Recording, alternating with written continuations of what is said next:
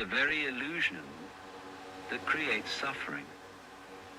The truth is far more simple and far more profound. There is nothing to chase because nothing is missing. The idea that something is absent is a construct of the mind, a trick it plays to keep itself moving. But if you stop and become aware, really aware of your breath, the stillness underneath the noise, the pulse of life itself, you begin to sense something strange. A presence that doesn't need improvement, a being that doesn't need fixing, a completeness that exists not because of what you have,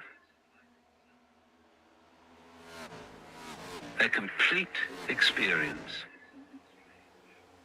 as if all other being, life, living and being. You see, the sense of incompletion is like a fog we have become used to walking in.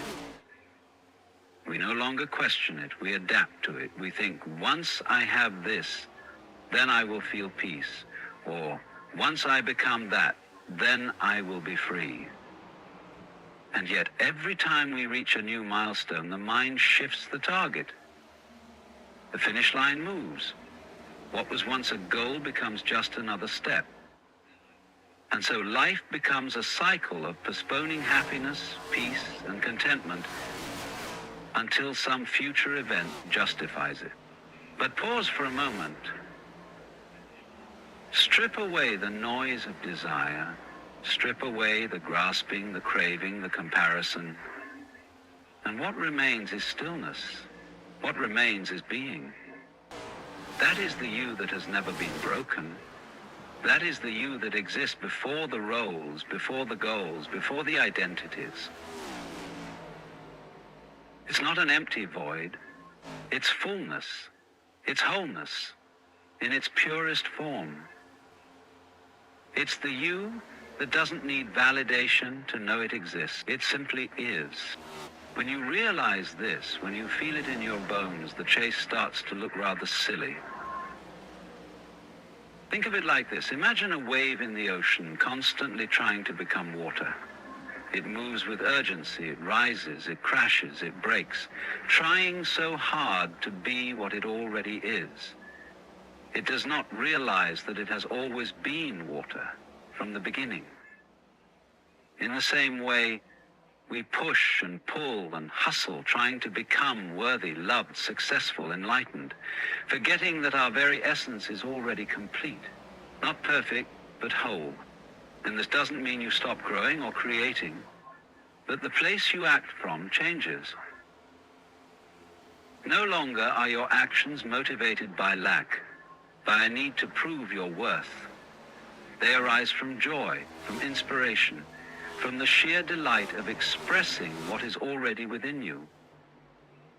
When you know you are whole, you no longer seek experiences to fill a void. You engage with life because it's an extension of your being, not a fix for your brokenness. To live from this knowing is to live in peace, not because everything is easy, but because you are no longer resisting what is. You are no longer at war with yourself. The internal conflict dissolves, and with it, the frantic need to always be somewhere else, someone else doing something else. You begin to trust the moment, trust yourself, trust life, not as blind faith, but as deep recognition. It's easy to say, I will be happy when, but notice how that phrase never ends. There's always another condition, another achievement, another piece of the puzzle. But when you let go of the idea that anything needs to be added to you for you to be whole, the chase ends. And in that ending, a quiet joy rises. Not the kind that shouts or flashes, but the kind that simply is. Steady, present, untouched.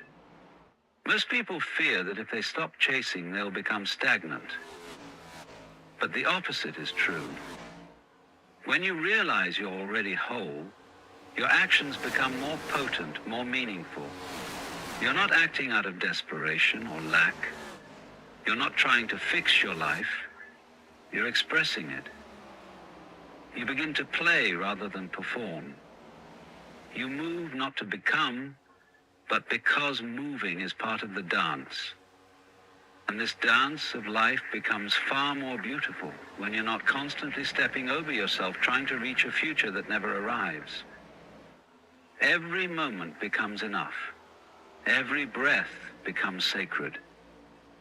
Even the so-called ordinary things, a sip of water, the warmth of sunlight, the sound of laughter, become extraordinary because you are finally present enough to see them, to feel them, to be with them. This is the essence of having everything right now. It's not about material wealth, titles, or accomplishments. Those things can come and go. This is about the deep, unshakable knowing that you lack nothing, that you don't need to become something else to be worthy of peace, that you can return to yourself not tomorrow, not when things are better, but right now. You have been enough all along. And the moment you stop running towards something else is the moment you arrive fully where you are. And where you are, in its raw, quiet simplicity, is everything. To act as if you already have everything is often misunderstood. People think it means putting on a show, pretending to be someone you're not, faking a smile when things are crumbling, or lying to yourself about your circumstances. But the truth is far more subtle, more profound. It is not an act of pretending, it is an act of remembering. Remembering who you are underneath the layers of doubt, fear, and conditioning. It is not deception, it is recognition. A deep inner knowing that what you seek you already are. The world tells you to wait. It tells you to wait until you've earned the right to feel worthy. Wait until you've accomplished something, until someone approves of you, until the external world gives you permission to be powerful, confident, joyful. And so you wait. You wait for the job, the partner, the applause, the spiritual breakthrough. You delay the fullness of your expression in the name of realism. You tell yourself you'll be happy when circumstances justify. Act as if you already have everything is to stop waiting. It is to stop living in reaction to the world and start living as the cause. It is to walk into the room not needing validation, not hoping for acceptance, but simply knowing that your presence is enough.